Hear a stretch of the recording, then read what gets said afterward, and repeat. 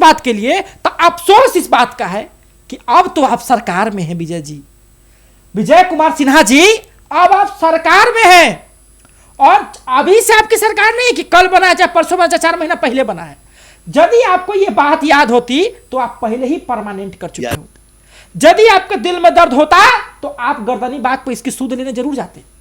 जब 15-17 दिन से आमरण अनशन विपक्ष के लोग तोड़वाने आते हैं, और जब ये लोग जो है धरना करते हैं भाजपा के सामने, तो डीएम ऑर्डर देते हैं कि 144 लगल है, प्रशासन लाठी चलवाती है, और विजय कुमार सिन्हा जी भाजपा कार्यालय के दूसरे रास्ते से निकल जाते हैं।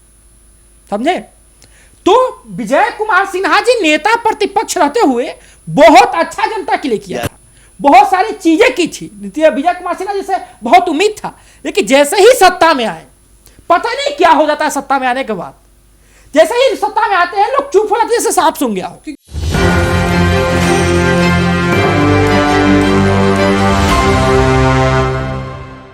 नमस्कार, मैं फरीदा गजल और आप देख रहे हैं एक न्यूज 24। बता दें कि डिप्टी सीएम विजय कुमार सिन्हा ने पे अब बड़े सवाल उठ रहे हैं कि मौके से पहले वे खुद को बड़ा आशिक और वफादार साथी बताते थे, लेकिन मौका मिलते ही गद्दारी का रास्ता क्यों चुन लिया। नेता प्रतिपक्ष रहते हुए वे हमेशा परमानेंट नियुक्ति की मांग करते थे, लेकिन बेरोजगारों की आवाज उठाते थे और सरकार पर लगातार दबाव भी डालते थे। लेकिन आज वही विजय सिन्हा जब सत्ता और अफसर के करीब है तो वे इस मुद्दे पर चुप्पी साधे हुए हैं। लेकिन अब सवाल यह है कि क्या उनकी यारी सिर्फ हालात और मौके तक ही सीमित थी, या वाकई जनता के हक की लड़ाई में उनका इरादा सच्चा था। तो आज इन्हीं तमाम मामले पे बात करेंगे हमारे सहयोगी से। तो बताइए कि विजय कुमार सिन्हा आखिर आज चुप्पी क्यों साधे हुए हैं? देखिए, विजय कुमार सिन्हा जो है चुप्पी क्यों साधे हुए हैं, ये भी बड़ा आश्चर्यजनक चीज है। ठीक है, अभी आप जो है स्क्रीन पर हमारा वीडियो चलेगा, उस वीडियो में आप देख सकते हैं कि ये विजय सिन्हा जी की क्लिप है। ठीक है, और ये तब की है जब बिहार विधानसभा में विजय कुमार सिन्हा जी भाजपा की अगुवाई करते थे, यानी कि नेता प्रतिपक्ष थे। भाजपा उस समय विपक्ष में थी, महागठबंधन की सरकार थी। अब देखिए ना, विजय कुमार सिन्हा जी को मैं धन्यवाद देता हूं। माननीय डिप्टी सीएम हमारे हैं अभी वर्तमान में, विजय कुमार सिन्हा जी को धन्यवाद इसलिए देता हूं कि नेता प्रतिपक्ष रहते हुए उन्होंने जो है नेता प्रतिपक्ष होने का बखूबी लोगों को एहसास कराया। नेता प्रतिपक्ष का काम होता है विपक्ष के मुद्दों पर उठाना बात को। नेता प्रतिपक्ष थे, बात को उठाए बिहार विधानसभा में, कहा, इन्होंने ही कहा कि ये लोग अब परिपक्व हो चुके हैं, यानी कि इन लोगों को अब उतना अनुभव हो चुका है मुख्यमंत्री जी जितना में आप इनको परमानेंट कर सकते हैं। आप क्यों इनके भविष्य को हाशिए पर रख रहे हैं? आप क्यों इनके भविष्य को अंधेरे में ढकेलने का प्रयास कर रहे हैं? इन लोगों को परमानेंट कर दीजिए। लेकिन अफसोस भी है मुझे इस बात का, अफसोस भी है। अगर धन्यवाद इस बात के लिए, तो अफसोस इस बात का है कि अब तो आप सरकार में हैं विजय जी, विजय कुमार सिन्हा जी, अब आप सरकार में हैं। और अभी से आपकी सरकार नहीं कि कल बना है, चाहे परसों बना, चाहे 4 महीना पहले बना है। यदि आपको यह बात याद होती तो आप पहले ही परमानेंट कर चुके होते। यदि आपके दिल में दर्द होता तो आप गर्दनी बाग पर इसकी सूद लेने जरूर जाते। जब 15-17 दिन से आमरण अनशन विपक्ष के लोग तोड़वाने आते हैं, और जब ये लोग जो है धरना करते हैं भाजपा के सामने, तो डीएम ऑर्डर देते हैं कि 144 लगल है, प्रशासन लाठी चलवाती है, और विजय कुमार सिन्हा जी भाजपा कार्यालय के दूसरे रास्ते से निकल जाते हैं। समझे? तो विजय कुमार सिन्हा जी नेता प्रतिपक्ष रहते हुए बहुत अच्छा जनता के लिए किया था, बहुत सारी चीजें की थी। विजय कुमार सिन्हा जी से बहुत उम्मीद था, लेकिन जैसे ही सत्ता में आए, पता नहीं क्या हो जाता है सत्ता में आने के बाद। जैसे ही सत्ता में आते हैं लोग चुप हो जाते हैं, जैसे सांप सूंघ गया हो। क्योंकि उनको मिल जाता है जो चाहिए होता है, जिसके लिए वो जनता को लुभाते हैं, वो उनको मिल जाता है, उसके बाद वो चुप्पी साध लेते हैं। यही तो करते हैं नेता लोग। विजय कुमार सिन्हा जी जब भी बयान देते हैं तो कहते हैं कि हम जो है अपराध पर कभी भी मतलब कि मनमौजी नहीं चाहते, लगाम चाहते हैं। हम जो है बेरोजगारी को खत्म करना चाहते हैं, हम महंगाई को खत्म करना चाहते हैं। लेकिन बात वो नहीं है, बात ये है। लेकिन बात ये भी है साहिल जी कि वो अगर ये बातें करते तो सबसे ज्यादा अपराध कर नहीं पा रहे हैं जी, सबसे ज्यादा अपराध बिहार में ही होता है, सबसे ज्यादा बेरोजगारी बिहार में ही है, तो आखिर वो ये दावा कैसे कर सकते हैं? सबसे बड़ी बात है कि विजय कुमार सिन्हा जी जो बात बिहार विधानसभा में कहे थे, तो क्या वो इस बात का खंडन करेंगे कि वो इस बात को नहीं कहे थे? पहली बात, ठीक है। यदि वो कहे थे तो फिर जब वो सरकार में आए तो पूरा क्यों नहीं किए? इसके तो यही मतलब हुआ ना कि जब आप विपक्ष में हैं तब आपको बेरोजगारी दिखता है, तब आपको संविदा कर्मियों का दर्द दिखता है, तब आपको महंगाई दिखती है, तब आपको टैक्सेस ज्यादा दिखते हैं, तब आपको कहीं नौकरी नहीं दिखता है, तब बिहार की बदहाल स्थिति दिखती है। लेकिन जैसे ही जब आप सत्ता में आते हैं तो बिहार का विकास शुरू हो गया, बिहार हमारा विकसित हो गया, बिहार को जो है बिहार में बेरोजगारी खत्म हो गया, बिहार में महंगाई खत्म हो गया, संविदा कर्मी बहाल हो। ये कौन सी बात हो गया क्या? सच में खत्म हो गया क्या? बात यही है हिमांशु जी, ठीक है, बात यही है कि जब विपक्ष में रहते हैं तो ये सारी चीजें दिखती हैं, महंगाई, बेरोजगारी, अपराध है, सब दिखता है। लेकिन सत्ता पक्ष में आते ही इन सब पे लगाम लग जाता है। अपनी दोनों नैनों से देखते हैं वो। देखिए विजय कुमार सिन्हा जी का जैसे वीडियो पहले का आया था और अभी का जो आया है कि कार्यालय से निकल कर जा रहे हैं, ये तो यही लग रहा है कि तो दोहरा मापदंड हुआ ना।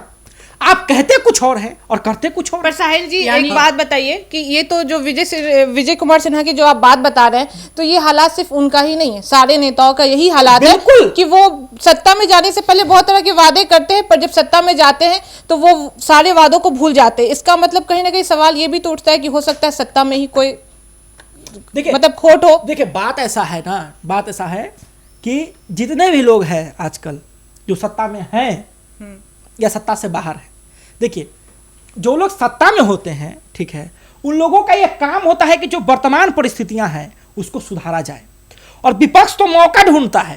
तो देखिए यदि कहा था ना कि नेता वही जो जनता के बीच, यदि आप इस बात को कहते हैं विजय कुमार सिन्हा जी कि हमें संविदा कर्मियों के लिए बुरा लग रहा है और आप उसके लिए विधानसभा जैसे बड़े उच्च सदन में आप आवाज उठाते हैं, और आज जब आप सत्ता में हैं, आज जब आप मंत्री हैं और आज जब आप उप मुख्यमंत्री हैं, और मुख्यमंत्री के बाद जो है किसका सबसे बड़ा दर्जा होता है? उप मुख्यमंत्री के बाद। तो दो डिप्टी सीएम है, दोनों भाजपा के हैं। विजय कुमार सिन्हा जी अध्यक्ष भी रह चुके हैं बिहार विधानसभा का। तो जब आप थे, जब आपने कहा था, तो अब आप क्यों नहीं पूरा कर रहे हैं? अब आपकी क्या मजबूरी है आपकी? आप क्यों नहीं पूरा करा? आप नोटिफिकेशन निकलवा दीजिए कि हाँ इन लोगों का होगा परमानेंट, बाद में इसका बात में देखा जाएगा। जब धरना पे बैठे तो आप सुध लेने नहीं गए, कोई भाजपा का नेता नहीं गया, कोई एनडीए का नहीं गया, कोई जदयू का नहीं गया, कभी भी चिराग पासवान नहीं आए, कोई भी नहीं गया एनडीए का आदमी।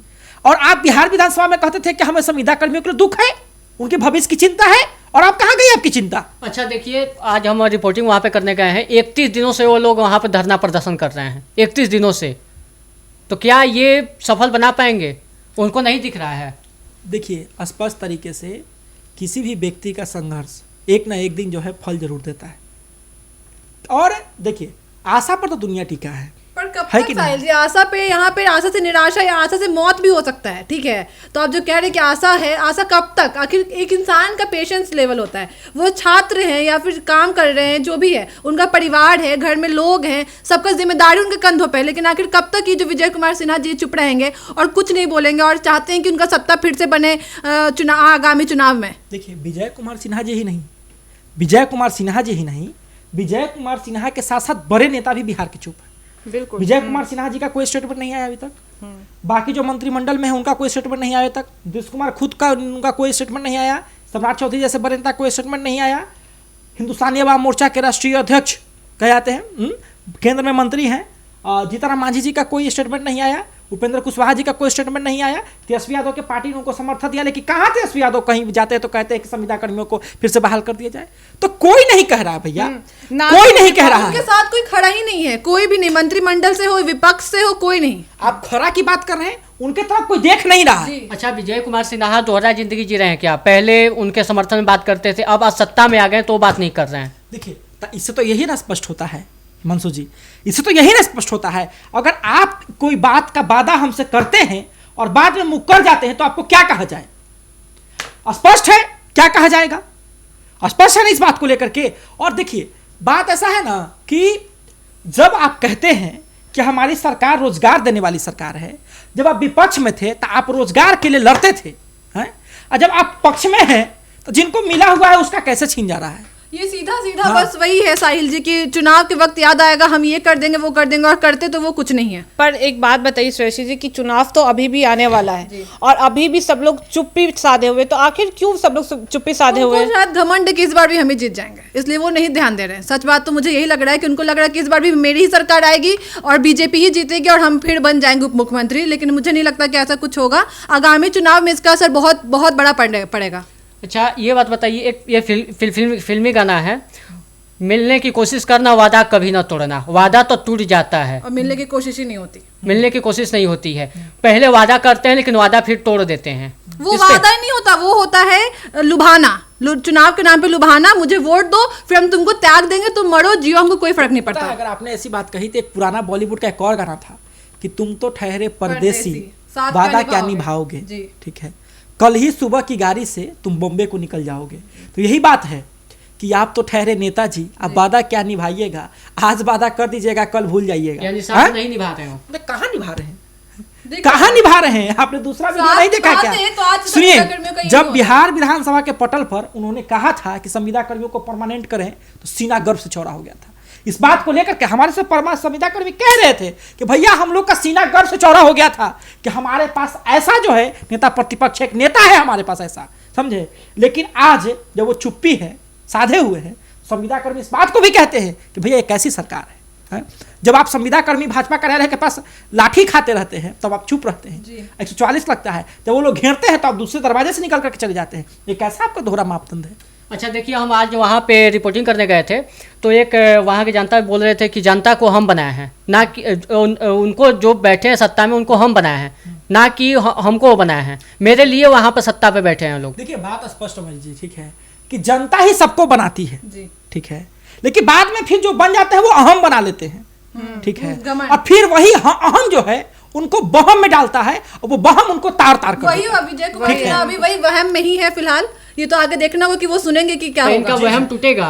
देखिए जनता मालिक होती है हिमांशु जी, जनता मालिक होती है। और मान लीजिए कि आप आज कुछ नहीं कर रहे हैं, आप सरकार में होकर हैं, ठीक है, ये आपके अधिकार क्षेत्र में है कि आप कुछ मत कीजिए, लेकिन जब जवाब देने की बात आएगी तो फिर वो जनता के अधिकार क्षेत्र में होगा। जी बिल्कुल। तो जैसा कि आपने सुना हमारे सहयोगियों के बात की, आखिर विजय कुमार सिन्हा अभी तक चुप्पी साधे हुए हैं। उनके इस चुप्पी से आने वाले वक्त में क्या हालात बनते हैं और कैसे आंदोलन और बढ़ते हैं या कम हो जाते हैं, ये तो आने वाला वक्त ही बताएगा। बाकी ऐसी खबरों के लिए देखते रहिए न्यूज़ 24, हर खबर सबसे पहले सबसे सटीक। वीडियो को लाइक करें, शेयर करें और चैनल को सब्सक्राइब करना ना भूलें। धन्यवाद।